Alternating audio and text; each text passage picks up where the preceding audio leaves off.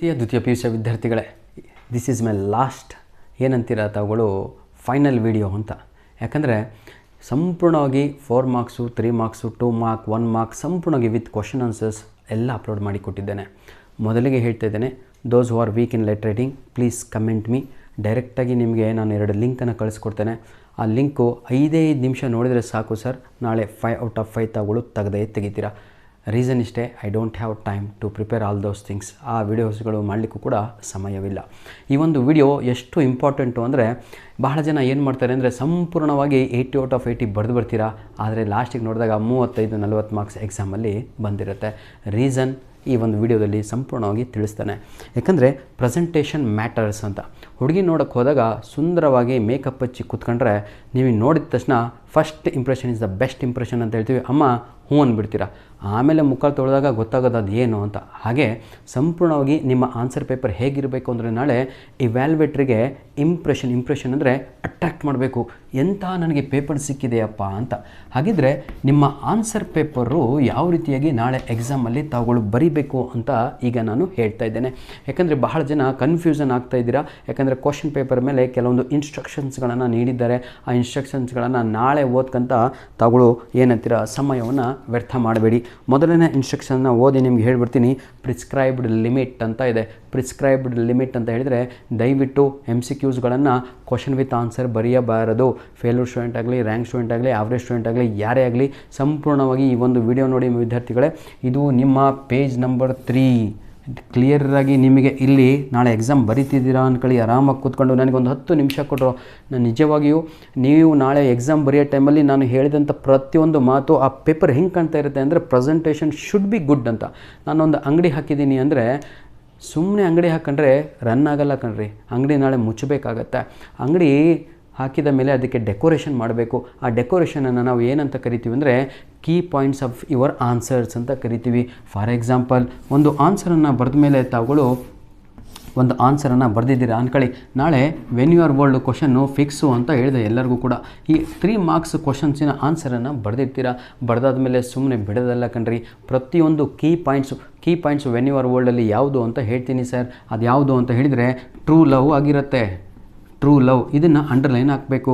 ಇಲ್ಲಿ falls love ಅಂತ ಬಂದಿರುತ್ತೆ, ಇದನ್ನು ತಾವುಗಳು ಅಂಡರ್ಲೈನ್ ಹಾಕಬೇಕು.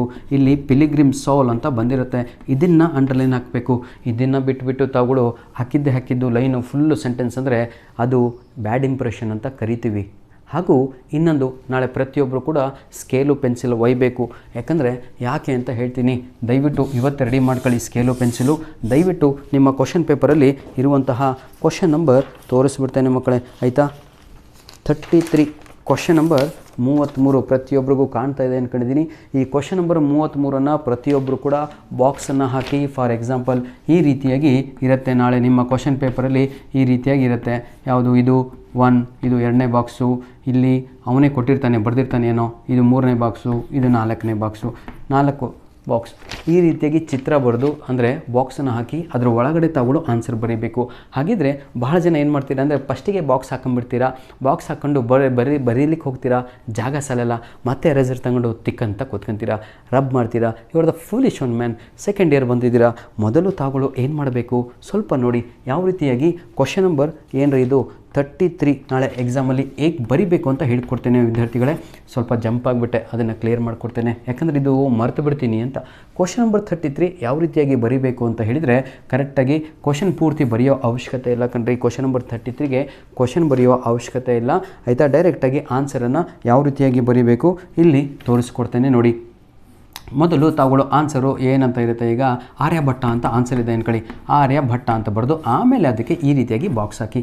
ಇನ್ನೊಂದು ಆನ್ಸರಿನ ಬಾಕ್ಸ್ ಈ ಕಡೆ ಇದೆಯಾ, ಅದನ್ನು ಪೂರ್ತಿ ಬರೆದು ಏನಂತ ಇದೆ, ಏನೋ ಒಂದು ಯಾವುದೋ ಕವಿ ಹೆಸರಿದೆ ಅಂದ್ಕೊಳ್ಳಿ, ಪಂಪ, ಆದಿಕವಿ ಏನೋ ಅಂತ ಇದೆ, ಪಂಪ ಅಂತ ಬರೆದಾದ ಮೇಲೆ ಅದಕ್ಕೆ ತಾವುಗಳು ಬಾಕ್ಸನ್ನು ಹಾಕಿದರೆ ಅಲ್ಲಿ ಯಾವುದೇ ರೀತಿಯಾದಂಥ ರಬ್ ಮಾಡಲಿಕ್ಕೆ ಆಗಲಿ ಮಿಸ್ ಆಗಲಿ ಏನು ಕೂಡ ಆಗಲ್ಲ. ಇದು ನಿಮ್ಮ ಟೆಕ್ನಿಕ್ ಅಂತೀವಿ. ಇದನ್ನು ಮಾಡಬೇಕು ತಾವುಗಳು. ಕ್ವಶನ್ ನಂಬರ್ 33 ಸ್ಕೇಲ್ ಪೆನ್ಸಿಲ್ ನಾಳೆ ಬೇಕೇ ಬೇಕು, ಒಯ್ಯಬೇಕು. ಇದನ್ನು ಕೀ ಪಾಯಿಂಟ್ಸ್ ಬಗ್ಗೆ ನಿಮಗೆ ನಾನು ಮಾತಾಡಿದೆ, ಇದನ್ನು ಸಂಪೂರ್ಣವಾಗಿ ಹೇಳ್ತಾ ಹೋಗ್ತೇನೆ. ಈಗ ನಾನು 1 by 1 ಕ್ಲಿಯರಾಗಿ ನಿಮಗೆ ಈ ಒಂದು ವಿಡಿಯೋದಲ್ಲಿ ಪಿಕ್ಚರನ್ನು ಕೊಡ್ತಾ ಹೋಗ್ತಾ ಇದ್ದೇನೆ. ದಯವಿಟ್ಟು ವಿಡಿಯೋನ ಸ್ಕಿಪ್ ಮಾಡಬೇಡಿ ಮಕ್ಕಳೇ. ಪ್ರೆಸೆಂಟೇಷನ್ ಮ್ಯಾಟರ್ಸ್ ನಾನು ಹೇಳ್ತೀನಿ. ಲ್ಯಾಂಗ್ವೇಜಲ್ಲಿ ಪ್ರೆಸೆಂಟೇಷನ್ ಮ್ಯಾಟರ್ಸ್ ಅಂತ ಯಾಕೆ ಹೇಳ್ತಾ ಇದ್ದೀನಿ ಅಂದರೆ, ನಾವುಗಳು ವ್ಯಾಲ್ಯೂಯೇಷನ್ಗೆ ಹೋದಾಗ ಹೀಗೆ ಆನ್ಸರ್ ಬುಕ್ಲೆಟನ್ನು ಕೈಯಲ್ಲಿ ಇಟ್ಕೊಂಡು ನಾವು ನಮ್ಮ ಜೊತೆಗೆ ಕುಂತವರಿಗೆ ಹೇಳ್ತೀವಿ, ಸರ್ ಎಂಥ ಆನ್ಸರ್ ಬುಕ್ಲೆಟ್ ಸಿಕ್ಕಿದೆ ಸರ್ ಅಂತ. ವ್ಯಾಲ್ಯೂಯೇಷನ್ ಮಾಡೋದೇ ಮರ್ತು ಬಿಡ್ತೀವಿ.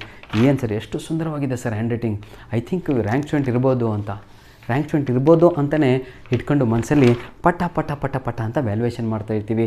ನೋಡಿ, ನಿಜವಾಗಿಯೂ ನಿಮ್ಮ ಸುಂದರವಾದ ಹ್ಯಾಂಡ್ ರೈಟಿಂಗ್, ಅದು ಪ್ರೆಸೆಂಟೇಷನ್ ಇದೆ ಅಲ್ವಾ, ಡಿಸಿಪ್ಲಿನ್ ಇದೆ ಅಲ್ವಾ, ಆನ್ಸರ್ ಪೇಪರಲ್ಲಿ ಇಟ್ ಮ್ಯಾಟರ್ಸ್ ಯುವರ್ ಮಾರ್ಕ್ಸ್. ಅದು ನಿಜವಾಗಿಯೂ ನಿಮ್ಮ ಅಂಕಗಳನ್ನು ಜಾಸ್ತಿ ಮಾಡುತ್ತೆ. ಇಷ್ಟು ತಲೆಯಲ್ಲಿ ಇಟ್ಟುಕೊಳ್ಳಿ. ತಾವುಗಳು ನೋಡಿರ್ಬೋದು, ನೀವು ರಾತ್ರಿ ಎಲ್ಲ ಹಗಲು ಹೋಗಿ ಬರೆದಿರ್ತೀರ, ಕಾಗಿ ಕಾಲು ಗುಬ್ಬಿ ಕಾಲು ನಿಮ್ಮ ಹ್ಯಾಂಡ್ ರೈಟಿಂಗು. ಅವನು ಯಾರೋ 50 ಮಾರ್ಕ್ಸು 40 ಮಾರ್ಕ್ಸ್ ತೆಗೆನೋ ಸುಂದರವಾದ ಹ್ಯಾಂಡ್ ರೈಟಿಂಗ್ ಏನೇನೋ ಬರೆದಿರ್ತಾವನೆ, ಆದರೆ ಅವನಿಗೆ ನಿಮ್ಗಿಂತ ಅಥವಾ ನಿಮ್ಮಷ್ಟೇ ಮಾರ್ಕ್ಸು ಬಂದು ಬಿದ್ದಿರುತ್ತೆ. ಇಂಥ ಅನುಭವಗಳು ನಮಗೂ ಕೂಡ ಆಗಿದ್ದಾವೆ.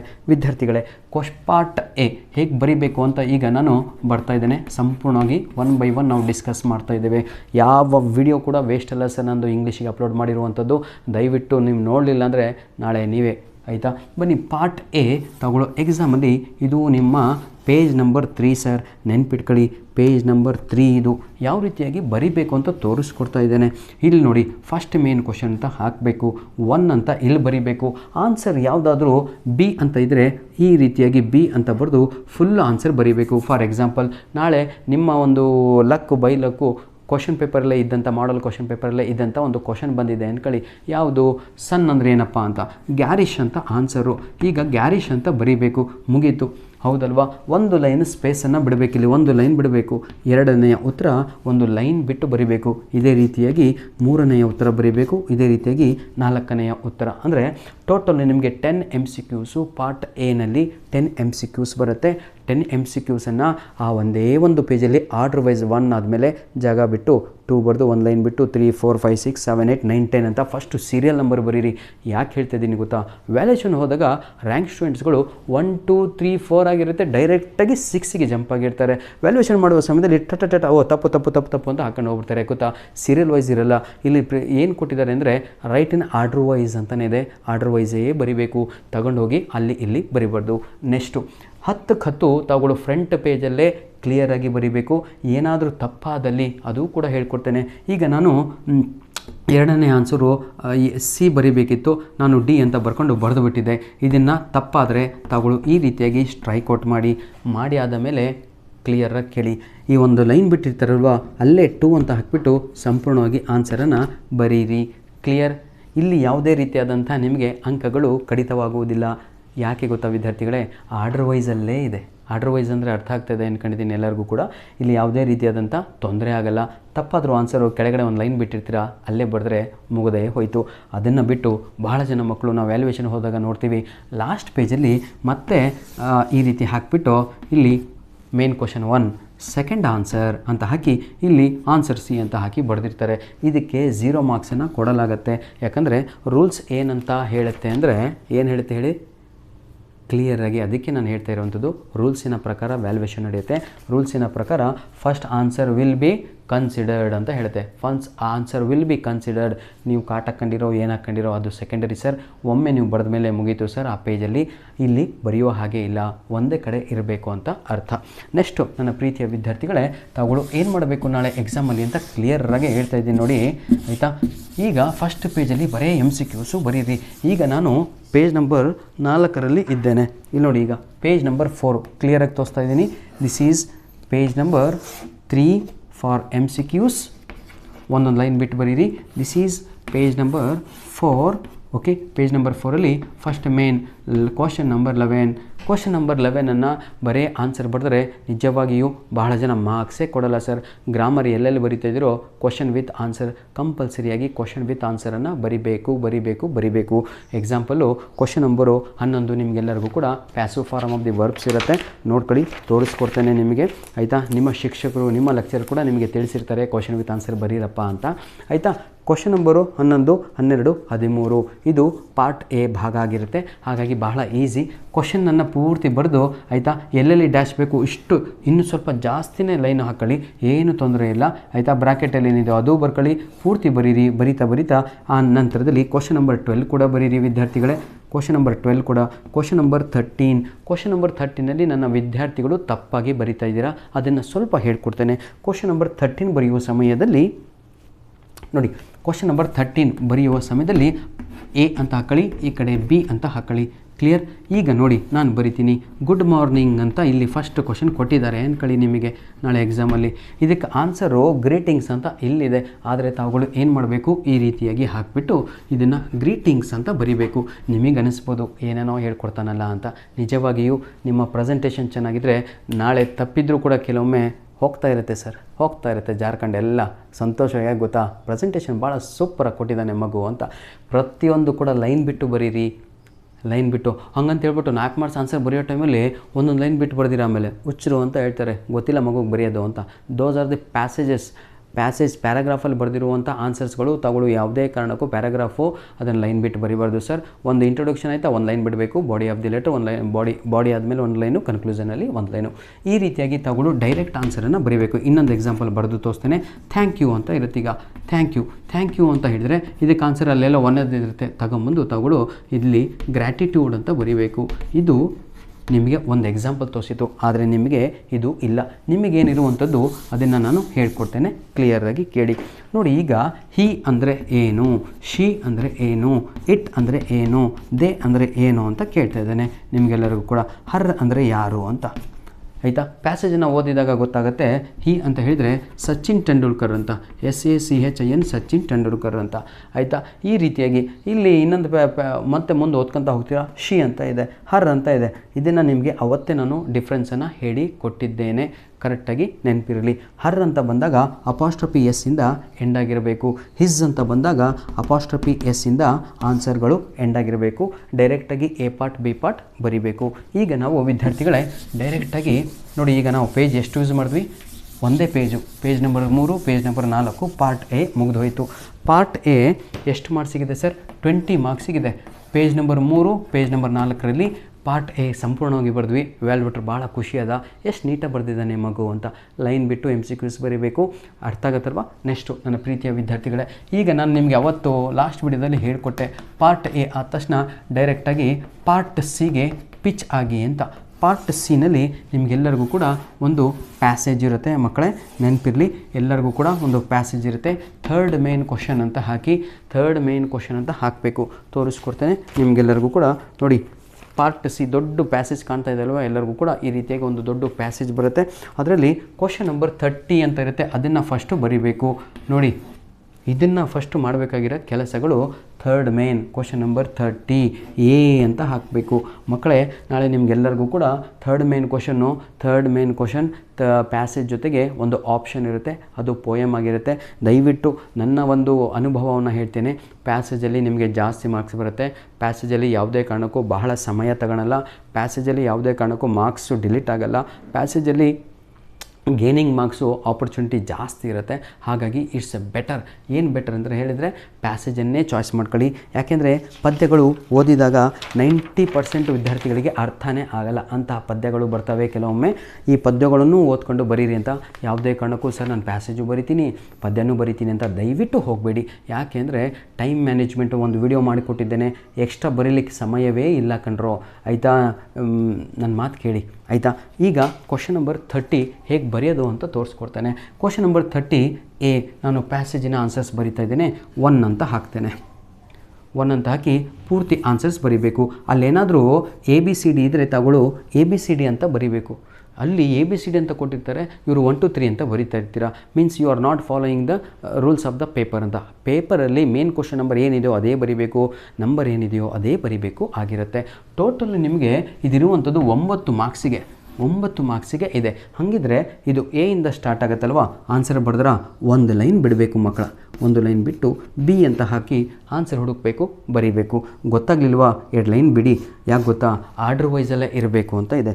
ಈಗ ನಾನು ನಿಮಗೆ ರೂಲ್ಸನ್ನು ಓದಿ ತೋರಿಸ್ತೇನೆ. ಒಂದೇ ಒಂದು ರೂಲನ್ನು ಓದ್ತೀನಿ ನೋಡಿ. ಈಗ ನೋಡಿ, for question number 30 internal choice are there, hence answer either A or B. ಅವರೇ ಕೊಟ್ಟಿದ್ದಾರೆ ಏನು answer A or B. Question number 30 ಇಲ್ಲಿ ಪ್ಯಾಸೇಜು ಇದೆ ತಮ್ಮ, ಪೋಯಮು ಇದೆ, ಯಾವುದಾದ್ರೂ ಒಂದನ್ನು ಆಯ್ಕೆ ಮಾಡಿ ಬರೀರಿ, ಸಮಯವನ್ನು ವೇಸ್ಟ್ ಮಾಡಿಕೊಳ್ಳಬೇಡಿ ಅಂತ ಕ್ಲಿಯರ್ ಆಗಿದೆ.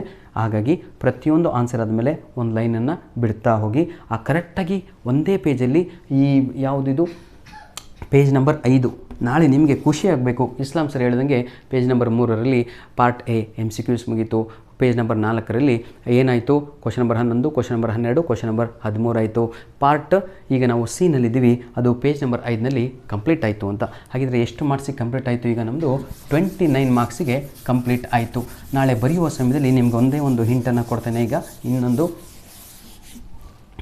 ನೋಡಿ ವಿದ್ಯಾರ್ಥಿಗಳೇ, ಯಾವುದು 9 ಮಾರ್ಕ್ಸಿನ ನಮ್ಮ ಪಾರ್ಟ್ ಸಿ ಕಂಪ್ಲೀಟ್ ಆಯಿತು. ಇದು ಪೇಜ್ ನಂಬರ್ 5 ಆಗಿರುತ್ತೆ.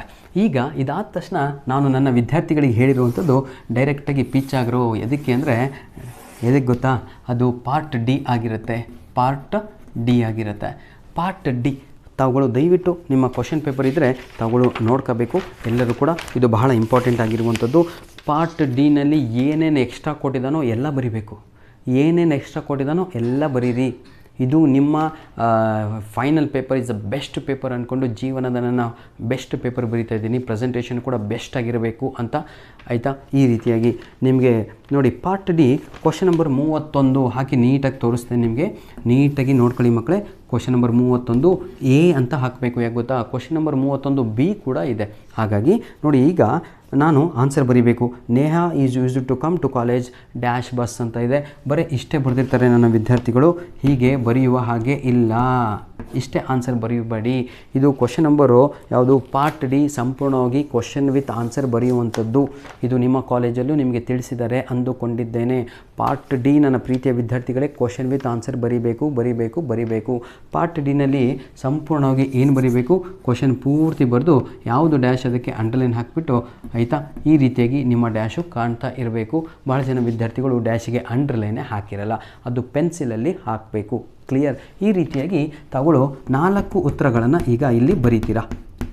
ಈಗ ನಿಮಗೆ ಇಲ್ಲಿ ಆರ್ ಅಂತ ಒಂದು ಆಪ್ಷನ್ ಇದೆ. ಏನದು? ಬಿ ಅಂತ. ಬರೇ ಬಿ ಅಂತ ಬರೀಬಾರ್ದು, 31 ಬಿ ಅಂತ ಹಾಕ್ಕೊಂಡು ಬರೀರಿ. ಈಗ ಸಪೋಸು ನೋಡಿ ವಿದ್ಯಾರ್ಥಿಗಳೇ, ಈಗ ನಾನಿಲ್ಲಿ 1 2 3 4 ಇದಕ್ಕೆ ಆಪ್ಷನ್ ಏನಿದೆ ಗೊತ್ತಾ, ಲಿಂಕರ್ಸ್ಗಳು ಇದ್ದಾವೆ. ಯಾವುದು? ಬಟ್ಟು, ಎಂಡು ಮತ್ತು ಅದೇ ಇದೆ, ಆಯಿತಾ? ಇಲ್ಲಿ ನಿಮಗೆ ಎಷ್ಟು ಮಾರ್ಕ್ಸ್ ಸಿಕ್ತು ಗೊತ್ತಾ, ಹೀಗೆ ಅಂತ ಹಾಕ್ತಾರೆ. ಇಲ್ಲಿ ನಿಮಗೆ ಈಗ 4ಕ್ಕೆ 4 ಸಿಕ್ತು. ಇಲ್ಲಿ ಹೀಗೆ ಅಂತ ಒಂದು ತಪ್ಪಾಗತ್ತೆ, ಇದು ರೈಟ್ ಆಗುತ್ತೆ. ಈಗ ಇಲ್ಲಿ 3 ಇದೆ, ಇಲ್ಲಿ 3 ಇದೆ, ಇಲ್ಲಿ 4 ಇದೆ. ಹಾಗಿದ್ರೆ 6 ಅಂತ ಇರುವಂಥದ್ದು ಇದನ್ನು ತಗೊಂತಾರ ಅಂದರೆ this one they will considered. ಇದನ್ನು ಹೀಗೆ ಸರ್ಕಲ್ ಹಾಕಿ ಎಕ್ಸ್ಟ್ರಾ ಅಂತ ಹಾಕ್ತಾರೆ. ಹಾಗಾಗಿ ನನ್ನ ಪ್ರೀತಿಯ ವಿದ್ಯಾರ್ಥಿಗಳೇ, ನಾಳೆ ಪಾರ್ಟ್ ಡಿನಲ್ಲಿ ಏನೇನು ಬರುತ್ತಲ್ವ ಅದು ಸಂಪೂರ್ಣವಾಗಿ ಬರೀರಿ, ಬಿಟ್ಟು ಬರಬೇಡಿ. ಬಿಟ್ಟು ಬಂದರೂ 0ನೇ ರೀ. ನೋಡಿ, ಒಳ್ಳೆಯ ಒಂದು ಮನಸ್ಥಿತಿಯಿಂದ ನಾಳೆ ಸಂತೋಷವಾಗಿ ಬರೀಬೇಕು.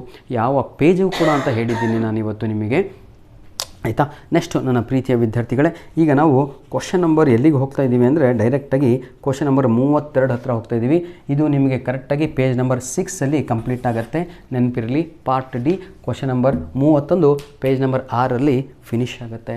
ಈಗ ನಿಮಗೆಲ್ಲರಿಗೂ ಕೂಡ ನಾನು ಪಟ ಪೇಜ್ ನಂಬರ್ 7 ಬನ್ನಿ ಬರೆದು ಆಯಿತಾ? 31 ಕ್ವಶನ್ ನಂಬರ್ ಪಾರ್ಟ್ ಡಿದು ಎಷ್ಟಾಯಿತು? Page number 6.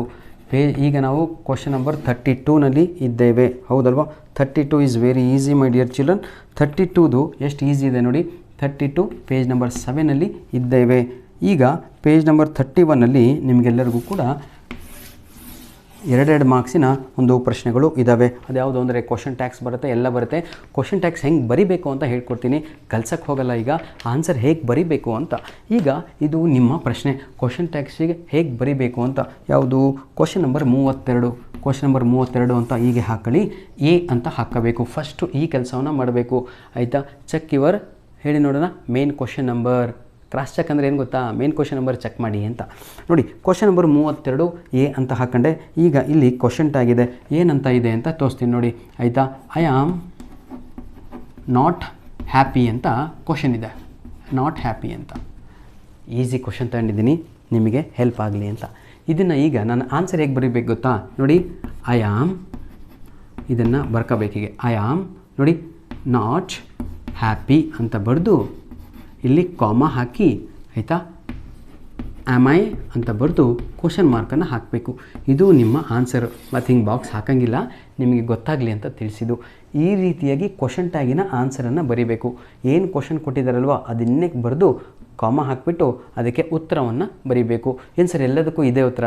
ಇಲ್ಲ ಕಣ್ರೋ, ಕ್ವಶನ್ ಟ್ಯಾಗನ್ನು ಯಾವ ರೀತಿಯಾಗಿ ಮಾಡಬೇಕು ಅಂತ ಕಲಿಸಿದ್ದೀನಿ. ನಿಮ್ಗೆ ಅರ್ಥ ಆಯಿತು ಅನಿಸುತ್ತೆ ನಾನು ಏನು ಹೇಳಿದೆ ಅಂತ, ಹೌದಲ್ವಾ?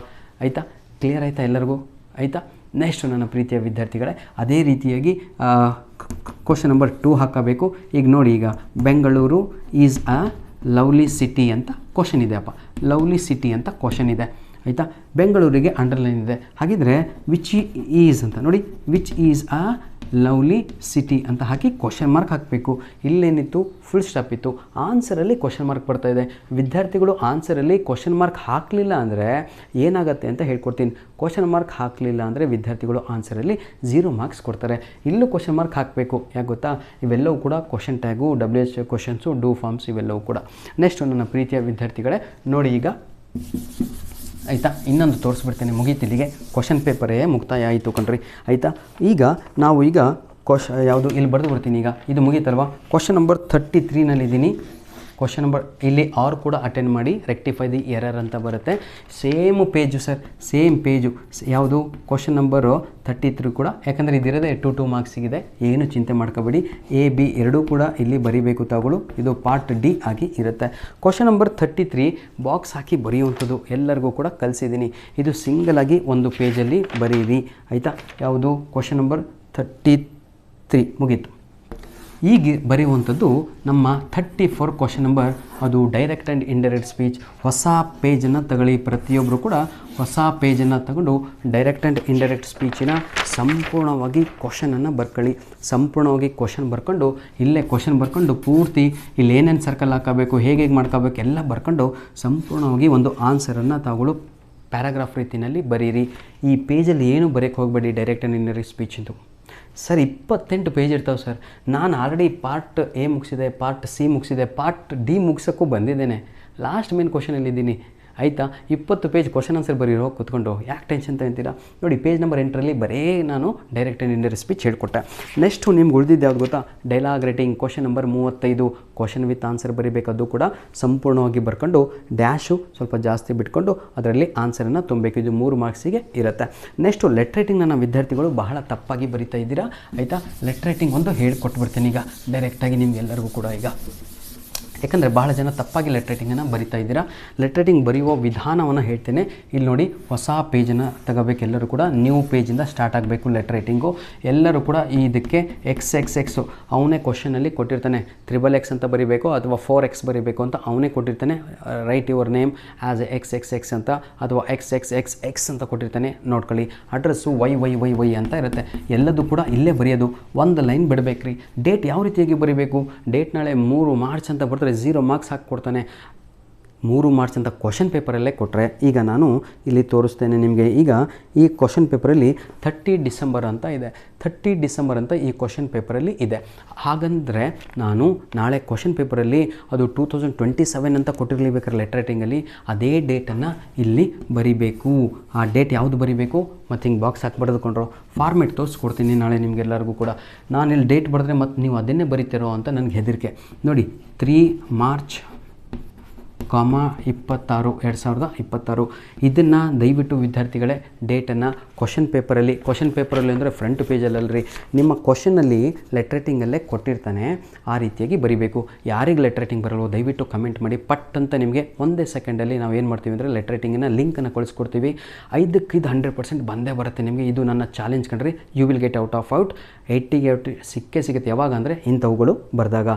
Speech writing last main question ಕಣ್ರಿ, ಚಿಂತನೆ ಮಾಡಬೇಡಿ, ಏನು ಬಿಟ್ಟಾಕ್ಬಿಡಿ ಆಯಿತಾ. ಯಾಕಂದರೆ ನಾನು ಈಗಾಗಲೇ ಹೇಳಿದ್ದೀನಿ. ನೆಕ್ಸ್ಟು ಈಸಿ ನಿಮಗೆ ಎಲ್ಲರಿಗೂ ಕೂಡ ಪಾರ್ಟ್ ಬಿ ಸ್ಟಾರ್ಟ್ ಮಾಡ್ಕೊಳ್ಳಿ ಎಲ್ಲರೂ ಕೂಡ. ಪಾರ್ಟ್ ಬಿ ಅಂದರೆ ಕ್ವಶನ್ ಆನ್ಸರ್ಸು ಒಂದೇ ಪೇಜಲ್ಲಿ ಬರೀ 2 ಮಾರ್ಕ್ಸ್ ಕ್ವಶನ್ಸ್ ಬರೀರಿ. ನೆಕ್ಸ್ಟು ಆಮೇಲೆ ಪ್ರತಿಯೊಂದು ಪಾರ್ಟ್ ಸಿ ಇದೆ ಅಲ್ವಾ, ಪಾರ್ಟ್ ಸಿ 3 ಅಂಕದ ಪ್ರಶ್ನೆಗಳು, ಪೇಜಿಗೆ ಒಂದೊಂದು ಆನ್ಸರ್ ಬರೀರಿ, ಪೇಜಿಗೆ ಒಂದೊಂದು. ಇಲ್ಲಿ ವೆನ್ ಯು ಆರ್ ಓಲ್ಡ್ ಬರೀರಿ, ಇನ್ನೊಂದು ಪೇಜಲ್ಲಿ ತಗೊಳ್ಳೋ ಹೆವನ್ ಬರೀರಿ, ಇನ್ನೊಂದು ಪೇಜಲ್ಲಿ ನೋಡಿ ತಗೊಳ್ಳೋ ಯಾವುದ್ರಿ ಆನ್ಸರು ಟು ದ ಫೂಟ್ ಬರೀರಿ, ಇನ್ನೊಂದು ಪೇಜಲ್ಲಿ ಜಪಾನೋ ಬ್ರೆಜಿಲೋ ಯಾವುದೋ ಕೊಟ್ಟಿರ್ತಾನೆ ಅದನ್ನು ಬರೀರಿ. 1 2 3 4 ಎಷ್ಟು ಪೇಜ್ ಅದು ಗೊತ್ತಾ? 2 ಪೇಜ್ ಆಯಿತು. ನಾವು ಯೂಸ್ ಮಾಡಿದ್ದು 9 10 ಪೇಜು, 11 12 13 14. ಭಾಳ ಜನಕ್ಕೆ ಡೌಟ್ ಇದೆ, ಸರ್ ಲೆಟರ್ ರೈಟಿಂಗಲ್ಲಿ ರೆಸ್ಯೂಮ್ ಕಡ್ಡಾಯನ ಬರೆಯೋದು ಅಂತ. ದೆರ್ ಈಸ್ ನೋ ಮ್ಯಾಂಡೇಟ್ರಿ, ಯಾವುದೇ ರೀತಿಯಾದಂಥ ರೂಲ್ಸ್ ಇಲ್ಲ ರೆಸ್ಯೂಮ್ ಬರೀಲೇಬೇಕು ಅಂತ. ಆದರೆ ಲೆಟರ್ ರೈಟಿಂಗ್ ಮಾತ್ರ ಈ ರೀತಿಯಾಗಿ ಇರಬೇಕು, ಈ ರೀತಿ ಅಂದರೆ ಈ ರೀತಿಯಾಗಿರಬೇಕು. ಆವಾಗ ಮಾತ್ರ ನಿಮಗೆ 5 ಔಟ್ ಆಫ್ 5 ಕೊಡ್ತಾರೆ. ರೆಸ್ಯೂಮ್ ಬರೆದ್ರೆ ಪ್ಲಸ್ ಇದ್ದಂಗೆ, ನಿಮಗೆ ಅಡಿಷ್ನಲ್ ಇದ್ದಂಗೆ. ಏನಾದರೂ ಇಲ್ಲಿ ತಪ್ಪಿದ್ರೆ ಪಾಪ ಮಗು ಬರೆದಿದ್ದಾನಲ್ವಾ ಅಂತ ಅದಕ್ಕೆ ಒಂದು ಅರ್ಧ ಮಾರ್ಕ್ಸಾದರೂ ಕೊಟ್ಟು ಆ ಕಡೆ ಏನೇನೋ ಜೈ ಅಂತ ಅನ್ನಿಸ್ತಾರೆ. ಆದರೆ ಪರ್ಫೆಕ್ಟಾಗಿ ಲೆಟರ್ ರೈಟಿಂಗನ್ನು ಹೇಗೆ ಬರೀಬೇಕು ಅಂತ ನಾನು ಹೇಳ್ತೀನಲ್ವ. ಯಾರಿಗೆ ಬರೋಲ್ಲೋ ಪಟ್ ಅಂತ ಈಗ ಲಿಂಕ್ ಕಳಿಸಿ, ನಾನು ನಿಮಗೆ 1 ಸೆಕೆಂಡಲ್ಲೇ ನಮ್ಮ ಅಸಿಸ್ಟೆಂಟ್ ನಿಮಗೆ ಕಳಿಸಿಕೊಡ್ತಾರೆ ಲಿಂಕನ್ನು. ಧನ್ಯವಾದಗಳು, ಆಲ್ ದ ಬೆಸ್ಟ್. ಯಾವುದೇ ರೀತಿಯಾದಂತಹ ಮಾಲ್ ಪ್ರಾಕ್ಟೀಸ್ ಮಾಡಬೇಡಿ. ಯಾವುದೇ ರೀತಿಯಾದಂಥ ನಿಮ್ಮ ಧರ್ಮದ ಚಿಹ್ನೆಯನ್ನು 786 ಅಂತ ಬರೆಯೋದಾಗಿರ್ಬೋದು, ಓಮ್ ಅಂತ ಬರೆಯೋದಾಗಿರ್ಬೋದು, ನಿಮ್ಮ ಹೆಸರು ಬರೆಯೋದಾಗಿರ್ಬೋದು, ಸರ್ ನನಗೆ ಪಾಸ್ ಮಾಡಿ ಅಂತ ಬರೆಯೋದಾಗಿರ್ಬೋದು, ಇಂಥವಕ್ಕೆಲ್ಲ ಅವಕಾಶನೇ ಇಲ್ಲ ರೀ. ಹಾಳಾಗಿ ಹೋಗ್ತೀರಾ. ದಯವಿಟ್ಟು ನಿಮ್ಮ ಜನರು ಕೂಡ ಅಲ್ಲಿ ಇರಬಾರ್ದು ಅಂತಲೇ ನಿಮ್ಮ ಹೆಸರು XX ಅಂತ ಹಾಕಿರುವಂಥದ್ದು. Hope all the best my dear children. This is my last video, final touch ಆಗಿದೆ, ಲಾಸ್ಟ್ ಮಿನಿಟ್ ಅಂತ ಹೇಳ್ತಾ ನಿಮ್ಮ ಪ್ರೀತಿ ಬಹಳ ಕೊಟ್ಟಿದ್ದೀರಾ. ಪ್ರತಿಯೊಬ್ಬರಿಗೂ ಕೂಡ ಒಂದು ಸಲಾಮು. ಎಕ್ಸಾಮ್ ಆದ ತಕ್ಷಣ ದಯವಿಟ್ಟು ನಮಗೆ ಪ್ರಶ್ನೆ ಪತ್ರಿಕೆಗಳನ್ನು ಕಳಿಸ್ಕೊಡಿ, ಹಾಗೂ ಕಮೆಂಟ್ ಮುಖಾಂತರ ನಿಮ್ಮ ಆ ಎಕ್ಸಾಮ್ ಹೇಗಾಯಿತು ಅಂತ ಹಾಕಿದರೆ ಭಾಳ ಖುಷಿಯಾಗುತ್ತೆ ಕಣ್ರೋ. ಧನ್ಯವಾದಗಳು.